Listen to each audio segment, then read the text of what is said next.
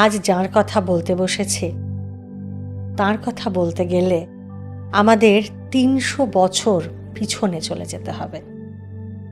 এখন যেখানে বাগবাজারের মদনমোহন মন্দির, আজ থেকে প্রায় ৩০০ বছর আগে তারই পাশে ছিল গোকুল মিত্রদের কাছারি, মানে আজকের ভাষায় অফিস। কেউ কেউ অবশ্য বলতেন জায়গাটা ছিল গড়ানহাটার কাছে।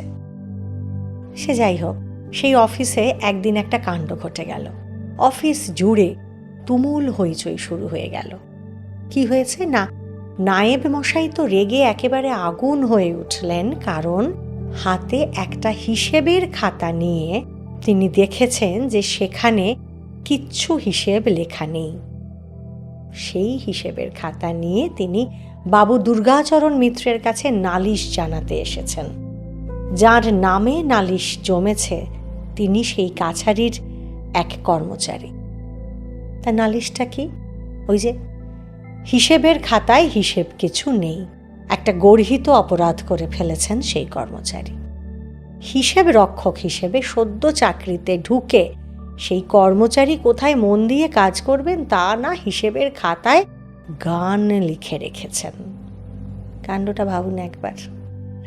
অবশ্য স্কুল জীবনে অনেকেই আমরা হয়তো অঙ্ক খাতার পিছনে একটু কবিতা টবিতা লিখতাম, বলুন, সে রীতিটা হয়তো এখনো আছে, কিন্তু তা বলে অফিসের দরকারি খাতাপত্তরে গান লেখা, এমন কাজ করার মতো দুঃসাহস বোধহয় আর কারো নেই।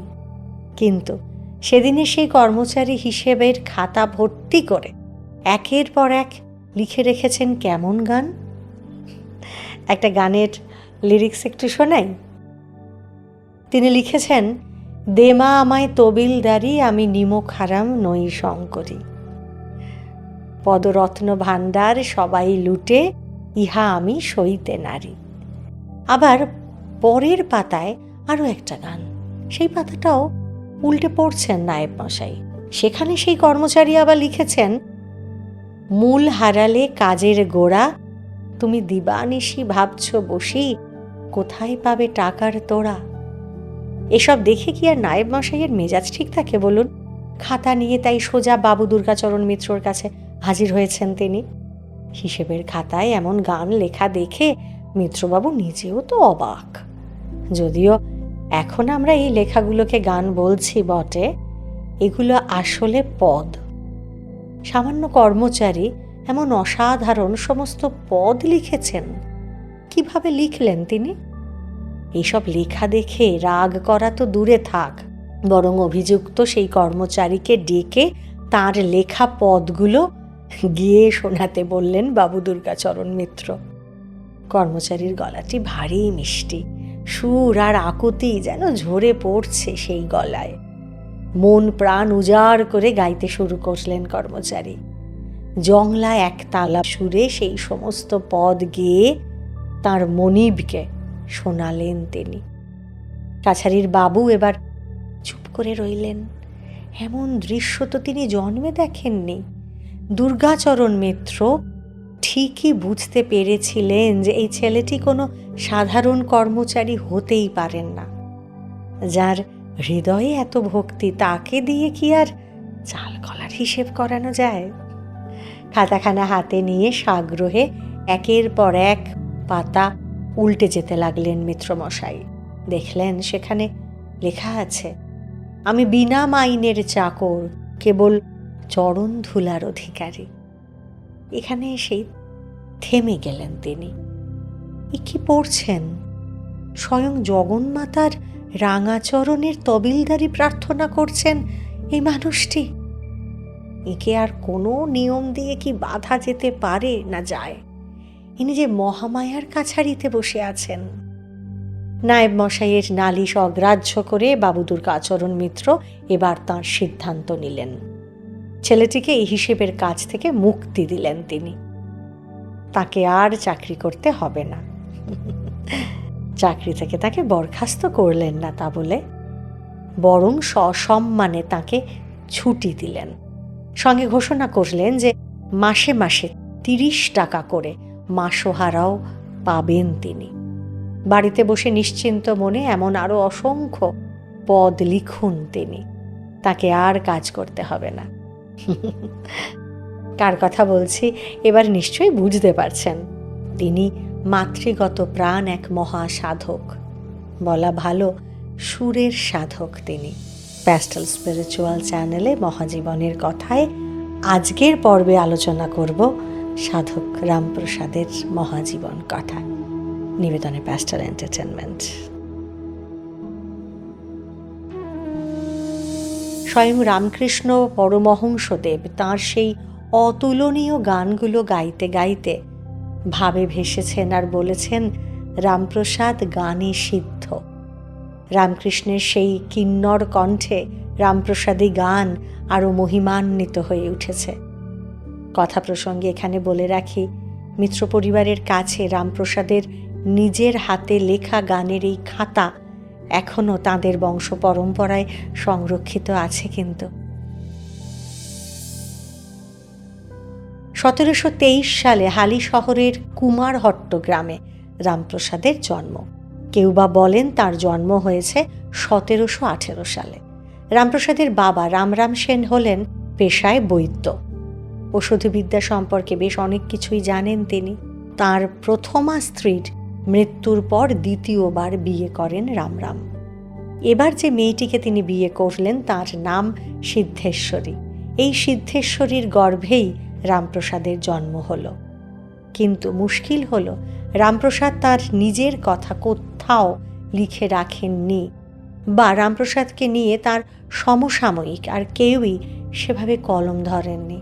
সুতরাং তাঁর নিজের লেখা কিছু পদ এবং ক্ষেত্র বিশেষে অন্যান্য কাব্যে তাঁরই লেখা কয়েকটা টুকরো টুকরো কথা জুড়লে তবে তাঁর জীবন কাহিনীর খসড়া পাওয়া সম্ভব।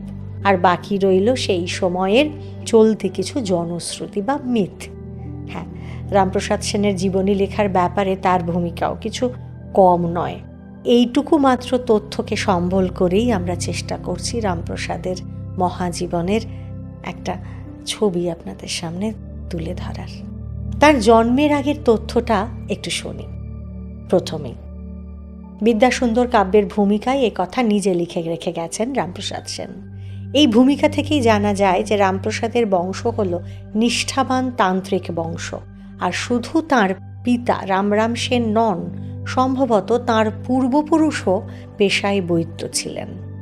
এবং রামপ্রসাদের পূর্বপুরুষ শুধু বৈদ্য নয়, রাজাও ছিলেন। একথা জানতেন? বোধহয় শোনেননি, তাই তো? তাঁর এক পূর্বসূরি শেহর্ষ সেন ছিলেন সুলতান ফখরুদ্দিনের রাজসভার চিকিৎসক। হ্যাঁ, নামটা ঠিকই শুনেছেন, শেহর্ষ, সহর্ষ নয়। শেহর্ষ শব্দটি হলো সহর্ষ শব্দের আদিরূপ, যার মানে হলো আনন্দযুক্ত। যা সে যাই হোক, সেই শেহর্ষ সেনের দক্ষতায় খুশি হয়ে সুলতান ফখরুদ্দিন স্বয়ং তাকে রাজা উপাধি দিলেন। ভাবুন একবার, যার ঘরে নুন আনতে পান্তা ফুরোয় দশা, সেই রামপ্রসাদের পূর্বপুরুষ কি না রাজা। বিদ্যাসুন্দরের ভূমিকা থেকে রামপ্রসাদের শিক্ষা সম্পর্কেও আমরা একটু জানতে পারি। রামপ্রসাদ ছাড়াও রামরামের আরও কয়েকটি সন্তান ছিল। নিজের ছেলেদের গুরুমশাইয়ের টোলে সংস্কৃত, ফার্সি, ব্যাকরণ শেখার জন্য তিনি ভর্তি করে দিয়েছিলেন। হ্যাঁ, রামরাম তাঁর ছেলেদের ভর্তি করে দিয়েছিলেন। আর শুধু তাই নয়, তাঁর পারিবারিক পেশাও যাতে অক্ষুণ্ণ থাকে সেই ব্যবস্থাও করেছিলেন তিনি।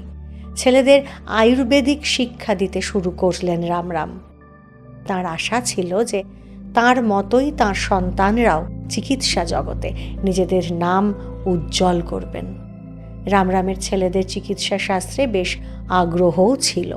শুধু রামপ্রসাদের সেসব কিচ্ছু ভালো লাগতো না। ছেলেবেলা থেকেই তিনি ভাবুক প্রকৃতির মানুষ। তাঁর ভালোবাসা বলতে মাটি দিয়ে মূর্তি গড়া আর গান গাওয়া। গান গাইতে যে কি ভালোবাসতেন রামপ্রসাদ, অতটুকু ছেলের গলায় যেন মধু ঝরে পড়ত। তবে বাবার তাগিদে লেখাপড়াটাও শিখেছেন তিনি। দেখতে দেখতে রামপ্রসাদের বয়স হলো 22 বছর, কিন্তু বাকি ছেলেদের মতো তাঁর সংসারের প্রতি কোনো টান নেই। ভরা যৌবনেও এমন উদাস ভাবুক ছেলেকে দেখে এবার একটু ভয়ই পেয়ে গেলেন রামপ্রসাদের মা। কিন্তু রামরাম সেন তার ছেলের ব্যাপার স্যাপার দেখে ভাবলেন যে বিয়ের পর সংসারের বোঝা ঘাড়ে পড়লেই ছেলে আবার ঠিক পথে চলে আসবে।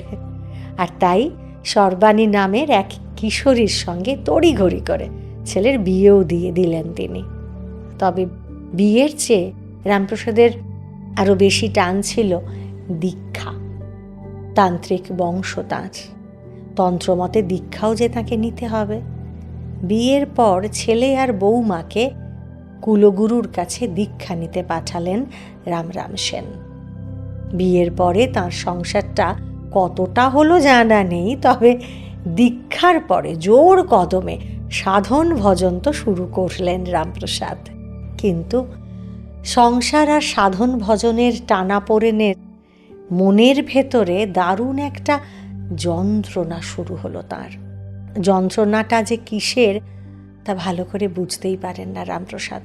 নিজের ভেতরের যন্ত্রণাটা তিনি ধরতে চেষ্টা করেন, তবে পেরে ওঠেন না।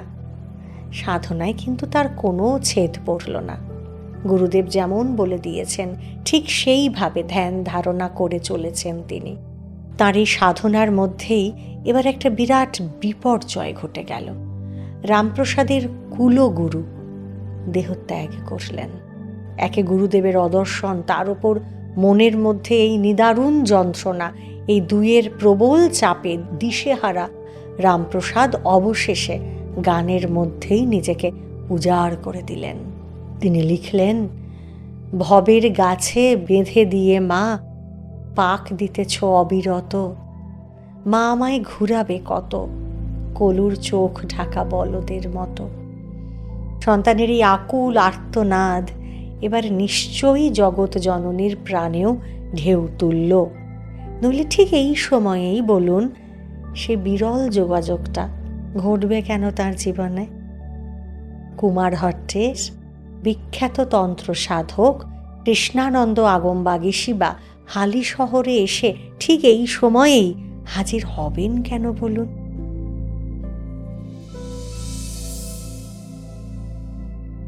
কৃষ্ণানন্দ আগমবাগীশ এসেছেন, আর তাঁর কাছে রামপ্রসাদ যাবেন না তা কি হয় নাকি? আগমবাগীশ এসেছেন সেই খবর পেয়েই সঙ্গে সঙ্গে তাঁর কাছে ছুটতে গেলেন রামপ্রসাদ। এমন মাতৃভক্ত সিদ্ধ তন্ত্রাচার্য আর কোথায় আছেন? আচার্যদেবের কাছে তাঁর আসা যাওয়া আস্তে আস্তে বাড়তে থাকলো। একদিন একা একাই আগমবাগীশের কাছে গিয়ে নিজের সমস্ত মনের যন্ত্রণার কথা জানালেন রামপ্রসাদ। তাকে দেখেই আগমবাগীশ বুঝতে পারলেন যে এই ছেলের মধ্যে আসলে ভক্তি সমুদ্র জেগে উঠেছে, কিন্তু সেই সমুদ্রে পাড়ি জমানোর উপায় জানেন না রামপ্রসাদ। রামপ্রসাদকে এবার খুঁটিয়ে দেখলেন আগমবাগীশ। তার মধ্যে তন্ত্র সাধনার সমস্ত লক্ষণ একেবারে জল করছে। সেই সব লক্ষণ স্পষ্ট করে দেখতে পেয়ে খুব খুশি হলেন তন্ত্রাচার্য। রামপ্রসাদকে আরও এই সাধনার আরও গভীর স্তরের দীক্ষা দিলেন তিনি। তার নাম পূর্ণাভিষেক। প্রসঙ্গত এখানে বলে রাখি যে এই পূর্ণাভিষেক নিয়ে যদি কারো মনে কোনো প্রশ্ন থাকে তাহলে আমরা কয়েকদিন আগেই এই বিষয়টি নিয়ে একটি পডকাস্ট এনেছি। ডেসক্রিপশন বক্সে তার লিঙ্কও দিয়ে দিলাম। সেখানে এই গূঢ় এবং গুচ্ছ বিষয়টি আরও বিশদে জেনে নিতে পারবেন। হ্যাঁ, যে কথা বলছিলাম, পূর্ণাভিষিক্ত রামপ্রসাদ এবার তার নিজের মনের কথা বুঝতে পারলেন, নিজেকে চিনতে পারলেন। তিনি বুঝতে পারলেন যে তার মনের যন্ত্রণা আসলে ঈশ্বর লাভ করার ইচ্ছে, আর সেই ইচ্ছেটাকেই তিনি এতদিন চিনতে পারেননি। রোগ নির্ণয় হয়ে যাওয়ার পরে বৈদ্য তাঁর চিকিৎসা শুরু করেন। ভবরোগ বৈদ্য তাই করলেন এবার রামপ্রসাদের ক্ষেত্রেও। রামপ্রসাদকে নতুন উদ্যমে তন্ত্র সাধনায় উৎসাহ দিলেন তিনি।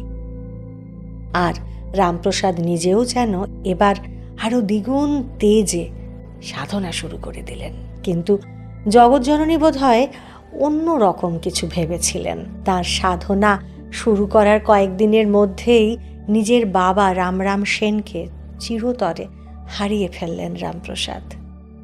এবার সংসারের হাল ধরবে কে? ঘরে এতগুলো মানুষ তার, অথচ তাদের খাওয়াবার মতো তো কেউ নেই। এদিকে রামপ্রসাদ সেভাবে তখনও চাকরি করেননি। তাহলে উপায়? কলকাতা যাওয়া ছাড়া আর তো কোনো উপায় তার সামনে রইল না।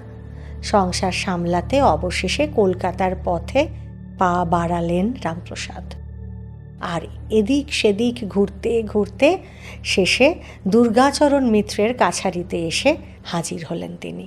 সেখানেই তার চাকরি হলো। রামপ্রসাদ যে কবে থেকে গান লিখতে শুরু করেছেন সে বিষয়েও কিন্তু সেরকম তথ্য পাওয়া যায় না। তবে একটি ঘটনার কথা জানা যায়। একদিন কাছারিতে চাকরি করতে যাওয়ার সময় নৌকো করে নিজের লেখা একটি গান গাইতে গাইতে যাচ্ছিলেন রামপ্রসাদ। গানটি হল অপার সংসার নাহি পাড়া পার মাগো আমার। নৌকা শ্যামনগরের মূলাজোরের কাছে আসতেই একটা ঘটনা ঘটল। সেখানে একটি বাচ্চা মেয়ে গঙ্গার ঘাটে দাঁড়িয়ে রামপ্রসাদকে উদ্দেশ্য করে চেঁচিয়ে বলল, ও মশাই, আমার মা তোমার গান শুনতে চাইছে, তুমি এসে একটু গান শুনিয়ে যাও না। নিজের মনে গান গাইতে গাইতে ভাবে তন্ময় হয়েছিলেন রামপ্রসাদ। মেয়েটির কথা শুনে সেই ভাবস্থ কণ্ঠেই উত্তর দিলেন রামপ্রসাদ যে, তোমার মাকে ঘাটের দিকে মুখ করে গান শুনতে বলো। মূলাজোরের কালী মন্দিরে তখন মায়ের আরতি হচ্ছিল। মন্দিরে ভর্তি লোক এক মনে আরতি দেখে চলেছে। হঠাৎ পরম বিস্ময়ে তারা চমকে উঠল। মায়ের মূর্তি আপনা আপনি দক্ষিণ দিক থেকে পশ্চিম দিকে ঘুরে গেল। এই দৃশ্যের কথা কল্পনাও করতে পারেনি তখন কেউ। এমন ঘটনা চোখের সামনে নিজেরা দেখে মূলাজোরের মানুষ ভাবে, আবেগে, বিস্ময়ে একেবারে থ হয়ে রইল। মুখে মুখে রটে গেল যে মহামায়া স্বয়ং রামপ্রসাদের গান শুনবেন বলে নিজের জায়গা বদলে ফেলেছেন।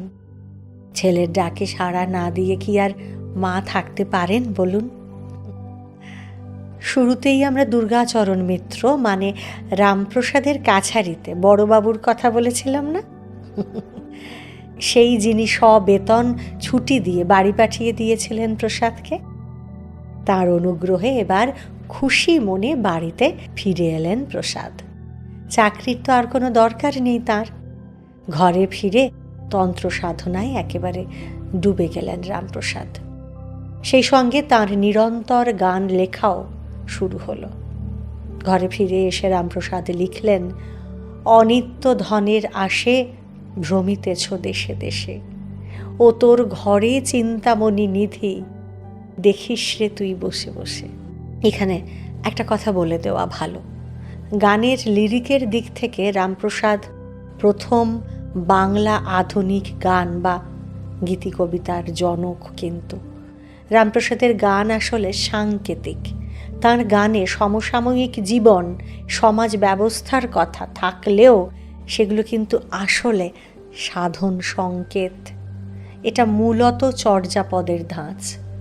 অল্প কয়েকটা শব্দের মধ্যেই বিরাট জীবন দর্শন বুঝিয়ে দেওয়ার এই রীতিকে বাংলায় জনপ্রিয় করে তুলেছেন রামপ্রসাদ। তাঁর গানের মধ্যে অতি সূক্ষ্মভাবে গভীর সাধনার কথা বলেছেন তিনি। যেমন খুব সহজ করে একটা উদাহরণ দিচ্ছি। রামপ্রসাদ লিখছেন যে, কালী নামে দাওরে বেড়া ফসলে তছরূপ হবে না। তাই তো? এই লাইনটি শুনে আক্ষরিক অর্থে এটাই তো মনে হয় বলুন, যে কালীর নাম করে বেড়া দিলে চোরে আর ফসল চুরি করে নিয়ে যেতে পারবে না। তাই তো? এবার আমরা যদি একটু তলিয়ে ভাবার চেষ্টা করি তাহলে দেখব যে ফসল মানে এখানে চাষবাসের ফসল নয়, সাধকের সাধন ফলের কথা বলা হয়েছে। মানে সাধনার শুরুতে নিজের অনুভবের কথা সবাইকে বলতে নিষেধ করা হচ্ছে এবং একই সঙ্গে নিজের রিপুগুলোকেও সংযত করতে বলা হচ্ছে। মন্ত্র জপের ফলে সাধকের মধ্যে সেই একাগ্রতা এবং আত্মসংযম আসে। আর তাই প্রথমে নিজের ভাবকে সবার থেকে আড়াল করেই রাখতে হয়, তাতেই সাধকের মঙ্গল। তার গানের প্রতিটি লাইনেই সাধনার এই বিরাট ভুবনকে প্রচ্ছন্ন করে রেখেছেন রামপ্রসাদ সেন।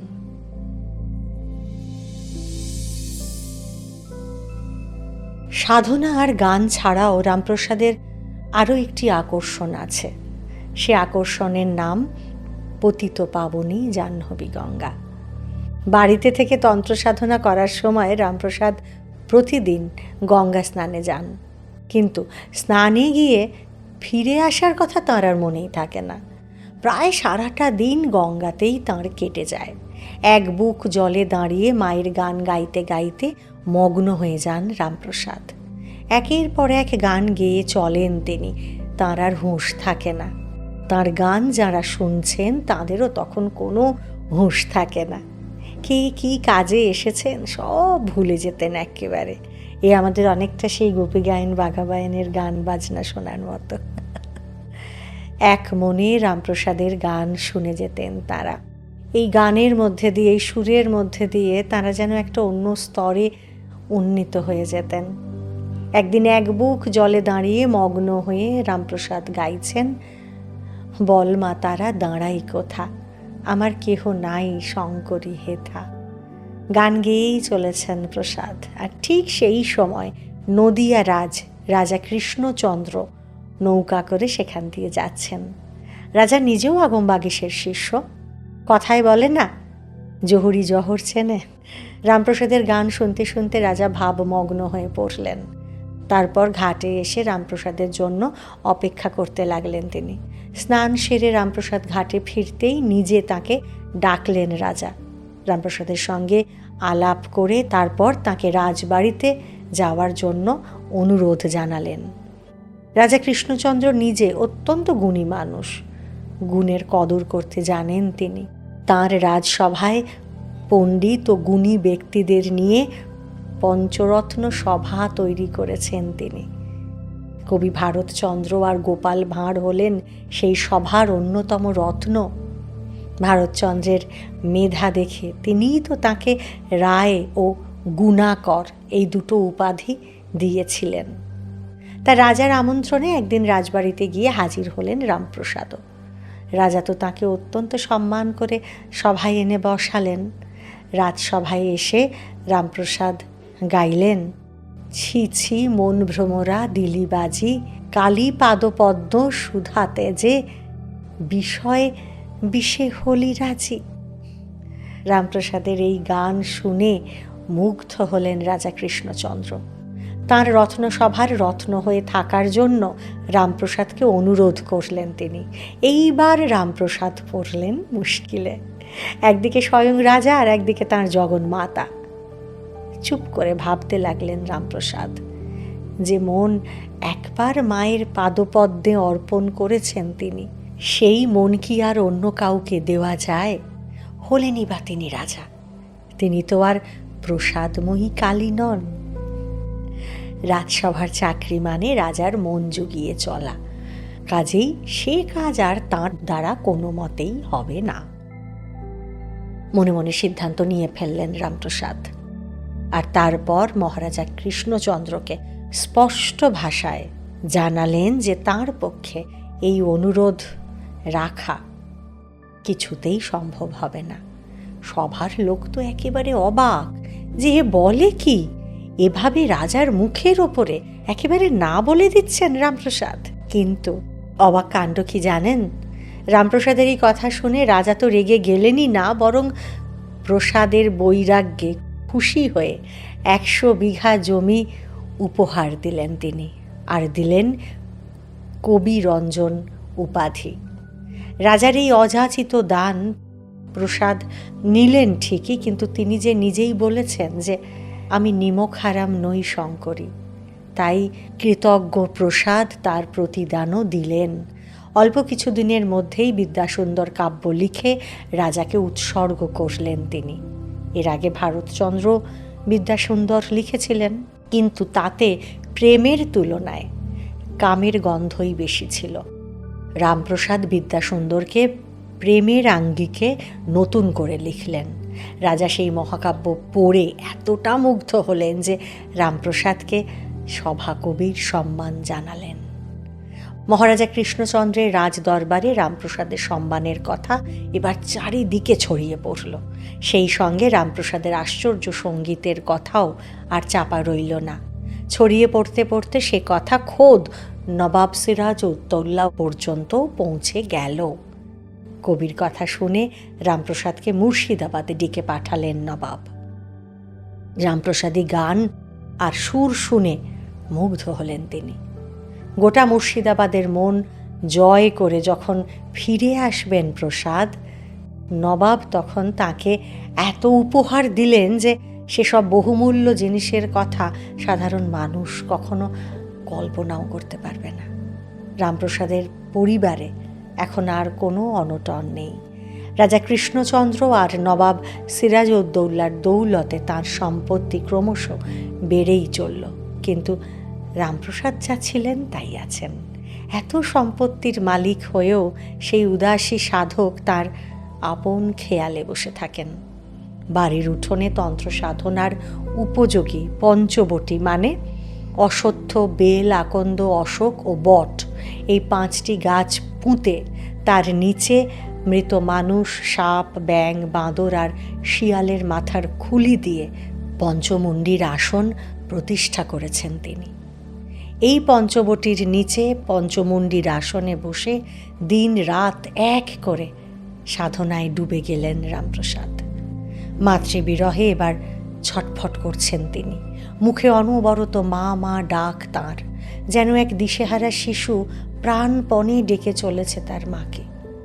বিরহের আগুনে পুড়তে পুড়তে রামপ্রসাদ লিখছেন, মা শব্দ মমতা জুতো, ডাকলে কোলে করে সুতো। দেখি ব্রহ্মাণ্ডেরই এই রীতি মা, আমি নই ছাড়া জগৎ। দিনের পর দিন রামপ্রসাদ সাধনায় এতটাই মগ্ন থাকেন যে তিনি বার, তিথি, তারিখ কিচ্ছু মনে রাখতে পারেন না। রাজা ডেকে পাঠালেও রামপ্রসাদ ভুলে যান। দেশের রাজা তখন নিজেই এসে রামপ্রসাদের পঞ্চমুণ্ডির সামনে বসে বিভোর হয়ে গান শোনেন। মহারাজা কৃষ্ণচন্দ্রের সাধনাও কিছু কম নেই। দেহের লক্ষণ দেখে বুঝতে পারেন তিনি। রামপ্রসাদের দেহের ঔজ্জ্বল্য দেখেই মহারাজ বুঝতে পারলেন যে রামপ্রসাদ এবার সাধনার অনেক উচ্চ স্তরে আছেন। আর প্রসাদ নিজে না, উঁচু নিচুর বিভেদ কিচ্ছু জানেন না তিনি।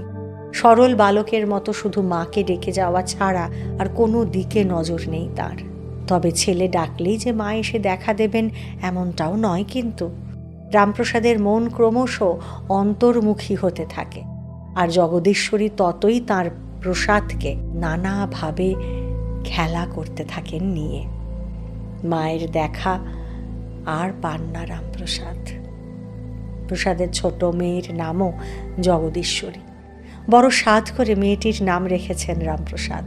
এ নামে ডাকলে মাকেই যে মনে পড়বে তার, মাকেই যে ডাকা হবে তার।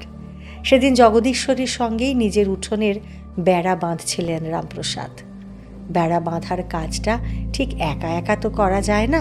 সামনের দিক থেকে দড়ি বেঁধে সেই দড়িটা আবার পিছন দিকে নিয়ে যেতে হয়, তারপর সে দড়ি আবার সামনে ফেরানো একটু কঠিন বই কি। তাই এ কাজে সঙ্গে একজন লোক থাকলে খুব ভালো হয়। তো ছোট মেয়েটিকে পাশে বসিয়ে বেড়া বাঁধছেন রামপ্রসাদ। মেয়ে তার হাতে হাতে দড়ি জুগিয়ে চলেছে। বেড়াটারা বেঁধে ক্লান্ত রামপ্রসাদ যখন উঠে দাঁড়ালেন, ঠিক তখনই তার পাশে এসে জগদীশ্বরী জিজ্ঞাসা করলো, বাবা তুমি একা একা কিভাবে বেড়া বাঁধলে? দড়িকে ফিরিয়ে দিল। প্রসাদ তো আশ্চর্য হয়ে গেলেন, বললেন, কেন? তুই তো ফিরিয়ে দিলি এতক্ষণ। মেয়ে এবার বাবার চেয়েও বেশি অবাক হয়ে উত্তর দিল, আমি তো অনেকক্ষণ এখানে ছিলাম না বাবা, আমি তো অন্য কাজে উঠে গিয়েছিলাম। মেয়ের কথা শুনে স্তব্ধ হয়ে দাঁড়িয়ে রইলেন রামপ্রসাদ। জগদীশ্বরী ছিল না? তাহলে কোন জগদীশ্বরী তার হাতে দড়ি জুগিয়ে দিয়েছেন? তন্ময় হয়ে সে কথা ভাবতে ভাবতে সাধক কবি এবার নিজেই বুঝতে পারলেন যে তাঁর মেয়ের রূপ ধরে নেমে এসেছিলেন মা স্বয়ং। ভাবে ভেসে গেলেন রামপ্রসাদ। চোখ দিয়ে দরদর করে গঙ্গা যমুনা বয়ে যাচ্ছে তার। বিহ্বল হয়ে তিনি লিখছেন, নয়ন থাকতে দেখলে না মন, এমন তোমার কপাল পোড়া, মা ভক্তে ছলিতে কন্যা রূপেতে বেঁধে গেলেন ঘরের বেড়া। কথিত আছে এই ঘটনার বেশ কিছুদিন পরেই বর্তির বিলের ধারে এক শ্মশানে গভীর রাতে সব সাধনা করার সময় মায়ের সেই ভুবনমোহিনী রূপের দর্শন পেয়েছিলেন রামপ্রসাদ। তবে সেই শেষ নয়, সে তো সবে শুরু। এরপর থেকে যখন তখন যেখানে সেখানে জগন্মাতাকে দেখতে থাকেন রামপ্রসাদ। এই জগতের সব কিছুই আসলে যে মায়েরই প্রকাশ, রামপ্রসাদ তা মর্মে মর্মে অনুভব করতে থাকেন।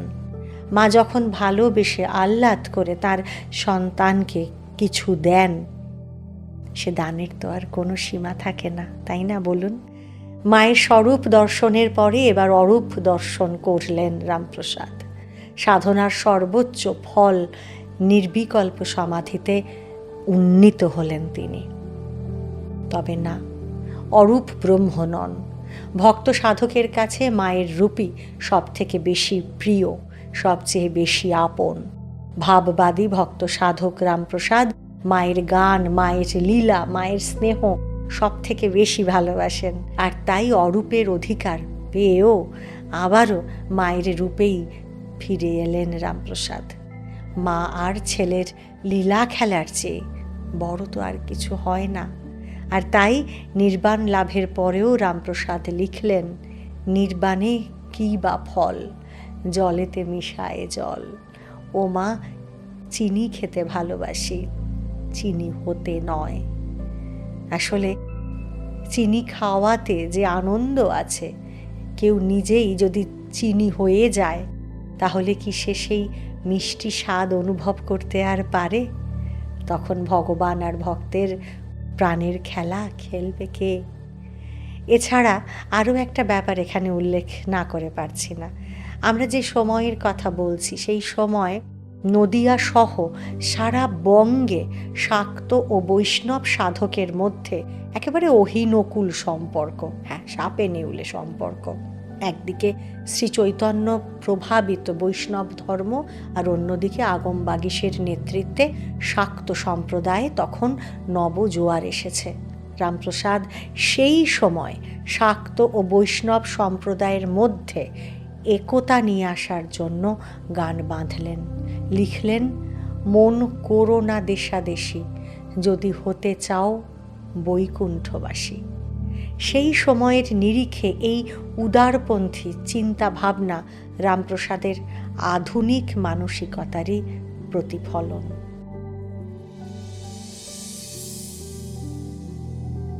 রামপ্রসাদের সুহৃদ মহারাজা কৃষ্ণচন্দ্র রায় নিজেও কিন্তু তন্ত্র সাধক ছিলেন।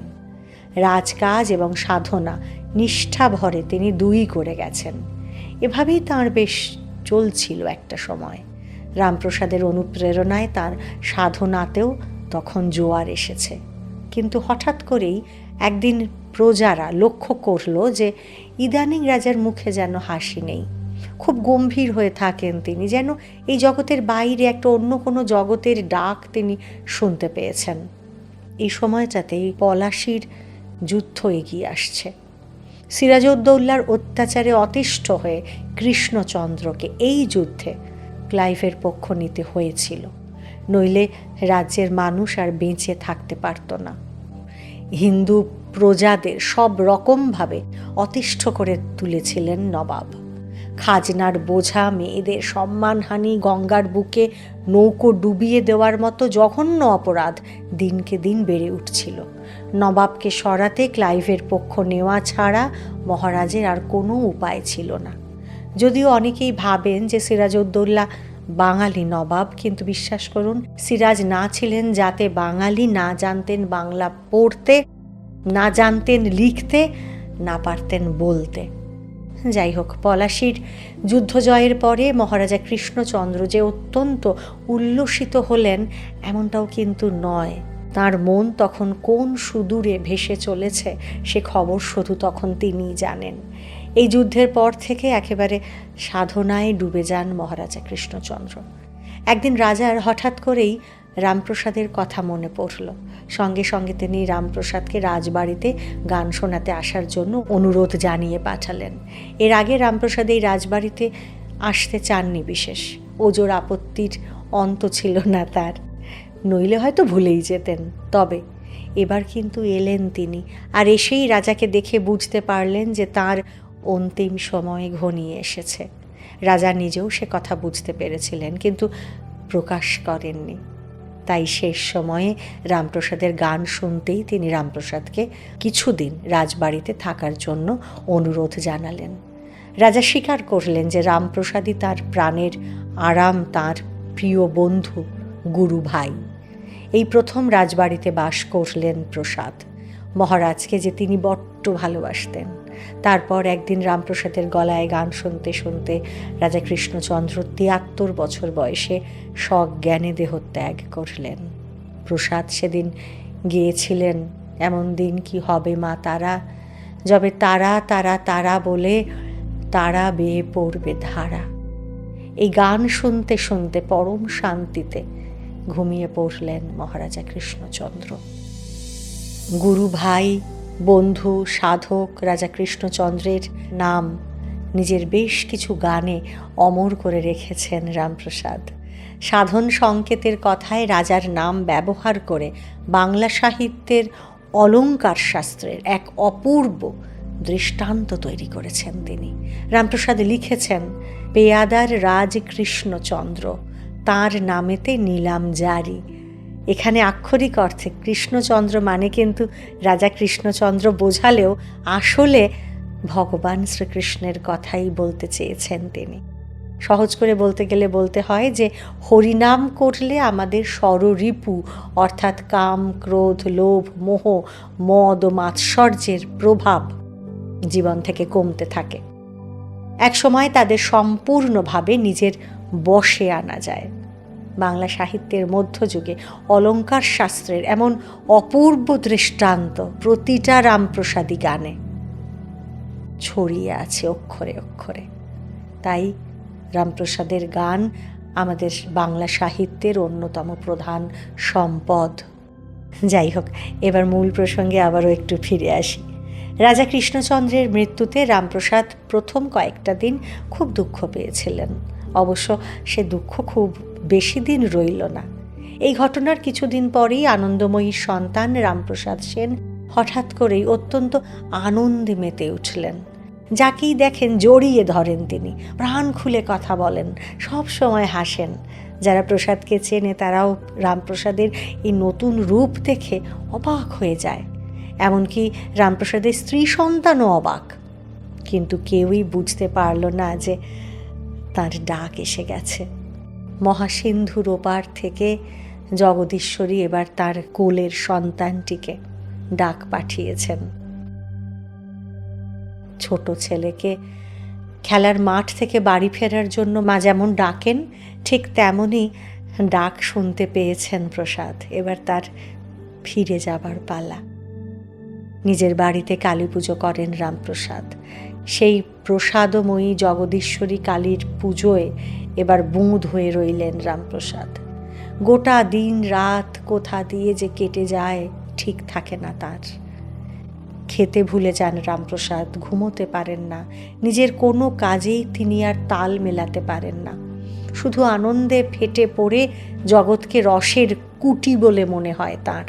গানের কথায় মাঝে মাঝেই তার লীলাবসানের ইঙ্গিত দিয়ে রাখেন প্রসাদ। যেমন একদিন হঠাৎ গেয়ে উঠলেন তিনি, শ্রীরামপ্রসাদ বলে, মন বাঁধরে ইঁটে সেঁটে, ওরে এবার আমি ছুটেছি ভবের মায়া বেড়ে কেটে।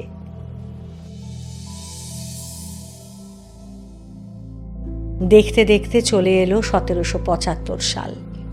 প্রতি বছর সাড়ম্বরে রামপ্রসাদ দীপান্বিতা অমাবস্যায় কালী পুজো করেন। নিজের হাতে প্রতিমা গড়েন তিনি। মাকে কত আদর করে নানান গয়নাগাটি পরান। পুজোর দিন সমস্ত রাত তিনি মায়ের পুজোয় মগ্ন হয়ে থাকেন। ঘোর অমাবস্যায় একের পর এক গান তৈরি করেন মুখে মুখে, আর তারপর মধুর কণ্ঠে সে সমস্ত গান মায়ের পায়ে অঞ্জলি দেন প্রসাদ। সে এক অদ্ভুত দৃশ্য। পাড়া প্রতিবেশী গ্রামবাসীরা তার কালী পুজো দেখার জন্য প্রতি বছর অপেক্ষা করে থাকেন। ধ্যানমগ্ন সাধকের পুজোর সমস্ত রীতিনীতি তারা বোঝেন না ঠিকই, কিন্তু সুমধুর কণ্ঠের গানগুলো বড় মিষ্টি লাগে তাদের, আর এই গানের টানেই ছুটে আসে তারা। এবারও দুর্গাপুজো শেষ হয়েছে, সামনেই আসছে দীপান্বিতা অমাবস্যা। মায়ের পুজোর আয়োজন শুরু করেছেন রামপ্রসাদ, কিন্তু এবছর যতই অমাবস্যা এগিয়ে আসছে ততই রামপ্রসাদের হাব ভাব, চাল চলন, ওঠা বসার মধ্যে যেন একটা অদ্ভুত পরিবর্তন দেখা দিচ্ছে। সকলের সঙ্গে সেই সপ্রেম ব্যবহার এখন আর তাঁর নেই। সবসময় তার কেমন যেন একটা আনমনা ভাব, প্রায়ই গম্ভীর হয়ে থাকেন তিনি, কারো সঙ্গে বিশেষ কথা বলেন না। দেখলে মনে হয় যেন একটা তীব্র বৈরাগ্যের আগুন তার শরীর মন পুরো ছেয়ে আছে, তাকে পুরো জ্বালিয়ে পুড়িয়ে শেষ করে দিচ্ছে। মহারাজ কৃষ্ণচন্দ্রের দেহত্যাগ তাকে অধীর করে তুলেছিল, কিন্তু রামপ্রসাদ এখন অকারণে গম্ভীর হয়ে পড়েন। আলাপ আলোচনা করতে করতে হঠাৎই বন্ধ করে দেন, আর তারপর কি যেন ভাবতে শুরু করেন তিনি। রামপ্রসাদের এই ব্যবহার সকলের কাছে বড় অদ্ভুত ঠেকতে লাগলো। জীবন সমুদ্রের ঝড় ঝাপটার মধ্যে নানা আপদ বিপদে তাকে কখনো এতটা বিচলিত হতে কেউ দেখেনি। কিন্তু এখন তো সংসারে বাধা বিঘ্ন তেমন কিছু নেই, কোনো অভাবনীয় ঘটনাও ঘটছে না, তাহলেও রামপ্রসাদ কেন এত গম্ভীর? কেউই বুঝতে পারেন না রামপ্রসাদকে। বুঝলেন শুধু আজু গোসাই, রামপ্রসাদের বাল্যবন্ধু তিনি।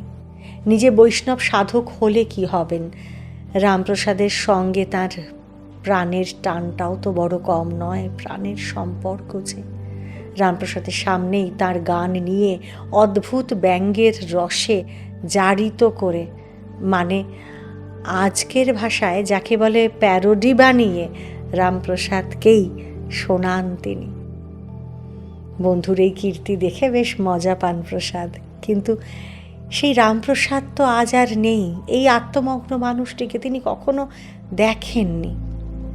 একমাত্র আজু গোসাই বুঝতে পারলেন যে রামপ্রসাদ এবার বিদায়ের গান গাইছেন। বাকি কটা দিন তিনি এভাবেই চলবেন। আগের অবস্থায় রামপ্রসাদ আর আসবেন না ফিরে। অলক্ষ্যে দীর্ঘশ্বাস ফেললেন আজু গোসাই। রামপ্রসাদের মনের ভাব একমাত্র অন্তর্যামী ছাড়া আর কেই বা জানবে বলুন? এবার দীপান্বিতা অমাবস্যার সেই দিনটি এসে উপস্থিত হলো। পুজোর যাবতীয় আয়োজন হয়ে গেছে। পূজকের আসনে বসে মায়ের পুজোয় মগ্ন হয়ে আছেন রামপ্রসাদ। আর তার পুজো মানেই তো গান। কি করুণ মিনতি, কি কাতর প্রার্থনা আজ ঝরে পড়ছে তার গানে। সমস্ত রাত ধরে মায়ের নামগান করতে করতে বাহ্য জ্ঞান শূন্য হয়ে গেলেন তিনি। সেই প্রসাদী গান যেন আকাশে বাতাসে করুণ সুরে বাজতে লাগলো। প্রসাদ গাইলেন, মোলেম ভূতের ব্যাগার খেটে আমার কিছু সম্বল নাইকো গেঁটে। পূজা মণ্ডপে অপূর্ব ভাবের বন্যা বয়ে গেল। এভাবে সমস্ত রাত্রি কেটে গেল। পরের দিনও তার ভাবের কোনো পরিবর্তন দেখা দিল না। অন্যান্য বছরের মতো প্রতিমা বিসর্জনের যাবতীয় আয়োজন শেষ করলেন তিনি। মঙ্গল ঘট মাথায় করে মায়ের গান গাইতে গাইতে ভাগীরথীর দিকে এগিয়ে চললেন রামপ্রসাদ। অন্য লোকজনের মাথায় প্রতিমা রয়েছে, তারাও এগোচ্ছেন রামপ্রসাদের পিছন পিছন। গঙ্গায় নেমে আকণ্ঠ জলে দাঁড়িয়ে মধুর সুরে গান আরম্ভ করলেন প্রসাদ। প্রসাদ বলে, মন দৃঢ়, দক্ষিণার জোর বড়, ওগো ওমা আমার দফা হলো রফা, দক্ষিণা হয়েছে, দক্ষিণা হয়েছে। এই কথাটা বলার সঙ্গে সঙ্গে রামপ্রসাদের মুখ এবার মধুর হাসিতে ভরে উঠল। মুখখানি যেন জ্যোতিতে উদ্ভাসিত হয়ে উঠল। আর ঠিক সেই মুহূর্তেই মহাসমাধিতে মগ্ন হলেন রামপ্রসাদ। সেই সমাধি আর তার ভাঙল না। জনশ্রুতি বলে তার পঞ্চভৌতিক দেহ গঙ্গার জলেই সলিল সমাধি লাভ করল। কুমারহট্ট ঢালি শহরে রামপ্রসাদের সেই স্মৃতি বিজড়িত ভিটে আজও আছে। সেখানে আজও বিরাজ করছেন প্রসাদময়ী জগদীশ্বরী কালী বিগ্রহ, আর রয়েছে তার সাধনা স্থল, সেই বিখ্যাত পঞ্চবটী ও পঞ্চমুণ্ডির আসন। জনশ্রুতি বলে যে রামপ্রসাদ প্রায় 1,00,000 শ্যামা সঙ্গীত রচনা করেছিলেন, যার মধ্যে আমরা হয়তো মাত্র কয়েকশো গান উদ্ধার করতে পেরেছি। ধনঞ্জয় ভট্টাচার্য বা পান্নালাল ভট্টাচার্যের কণ্ঠে গাওয়া সেই কালোজয়ী রামপ্রসাদী গানগুলো আজও বাঙালির ঘরে ঘরে অনুরণিত হয় বলুন। সত্যি বলতে রামপ্রসাদের গান ছাড়া বাঙালির কালী পুজো আজও যেন একেবারেই অসম্পূর্ণ হয়ে থেকে যায়। পার্থিব শরীর ত্যাগ করলেও রামপ্রসাদ হারিয়ে যাননি। তিনি তার গানের মধ্য দিয়ে, তার কথার মধ্যে দিয়ে, তার যে ভক্তিকে তিনি ছড়িয়ে দিয়ে গেছেন, তার মধ্যেই প্রতিটি ভক্ত আজও কবি, সাহিত্যপ্রেমী এবং ভক্ত রামপ্রসাদকে খুঁজে পান। বাঙালির হৃদয়ে তিনি আজন্ম এভাবেই থেকে যাবেন। আধ্যাত্মিক সাধনা ও লোকায়ত সুরের মেলবন্ধনে তিনি চিরকাল বাঙালির আধ্যাত্মিক চেতনার আলোঘর হয়ে থেকে যাবেন। আজকের আধুনিক মানুষ যতই আমরা ভোগবাদী হয়ে উঠি না কেন বলুন, কিংবা জাগতিক মোহে মত্ত হয়ে নিজের হৃদয়কে ভুলে যাই না কেন, সাধক কবি রামপ্রসাদ সেন চিরকাল আমাদের মনে শুভ বুদ্ধির উদয় ঘটাবেন আর বারবার আমাদের মনে করাবেন তিনি যে, মন রে কৃষিকাজ জানো না, এমন মানব জমিন রইল পতিত, আবাদ করলে ফলতো সোনা। আবাদের চেষ্টা আমরা যেন আজীবন করে যেতে পারি। রামপ্রসাদী সুর, রামপ্রসাদী গান, রামপ্রসাদের সেই ভক্ত হৃদয় যেন আমাদের মনেও ভক্তি জাগ্রত করে তুলতে পারে। প্যাস্টেল এন্টারটেনমেন্টের পক্ষ থেকে কবিরঞ্জন সাধক রামপ্রসাদ সেনকে আমাদের সশ্রদ্ধ প্রণাম জানাই। আজ এখানেই শেষ করব, তবে শেষ করার আগে একটা ছোট্ট কাজ করিনি, একটু মনে করিয়ে দিই চ্যানেলটা সাবস্ক্রাইব করে নেবার কথা। চ্যানেলের নামের পাশে যেখানে সাবস্ক্রাইব কথাটা লেখা থাকে সেখানে একবার একটু টাচ করলেই সাবস্ক্রাইবড হয়ে যায়, যেমন সেই মুহূর্তেই খবর চলে আসে যে আপনি আমাদের প্যাস্টেল স্পিরিচুয়াল ফ্যামিলির একজন মেম্বার হয়ে গেলেন। আর এই সুখবরের আশাতেই রইলাম। আগামী সপ্তাহে আবারও ফিরে আসছি অন্য কোনো মহাজীবনের কথা নিয়ে। ততক্ষণ আমাদের সঙ্গে থাকুন আর শুনতে থাকুন প্যাস্টেল স্পিরিচুয়াল। আপনারা আমার সকলের ভালো থাকার পাসওয়ার্ড।